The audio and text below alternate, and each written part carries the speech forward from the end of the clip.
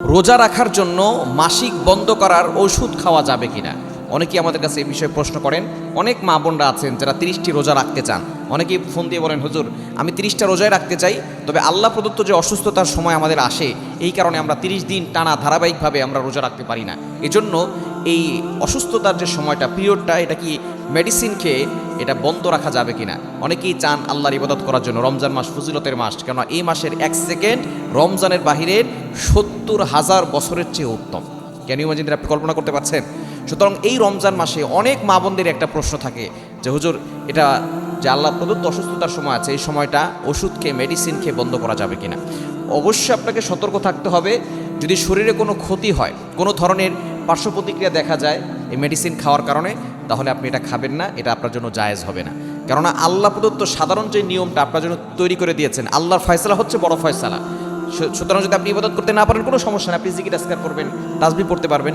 অবশ্য কোরআন তেলাওয়াত করা যাবে না এই সময়, আপনি জিকির আজকার করবেন। তবে অবশ্যই যদি শরীরে কোনো ক্ষতি না হয়, তাহলে আপনি এটা বন্ধ করে আল্লাহর ইবাদত করতে পারবেন।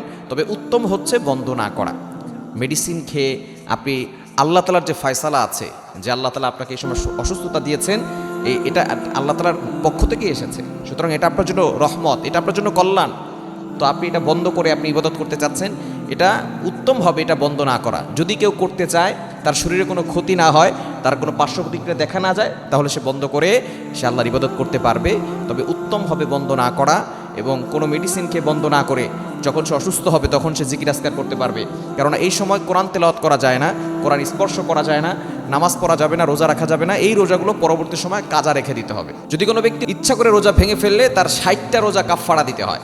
কিন্তু কোনো ব্যক্তি, যে বিশেষ করে মা বোনরা যারা আছেন আল্লাহ প্রদত্ত অসুস্থতার সময়, তারা যদি রোজা রাখতে না পারেন, তাহলে এই রোজাগুলো পরবর্তী সময় একটা একটা যে কটা রোজা ভেঙেছে সেগুলো রোজা রাখলেই তার রোজা আদায় হয়ে যাবে।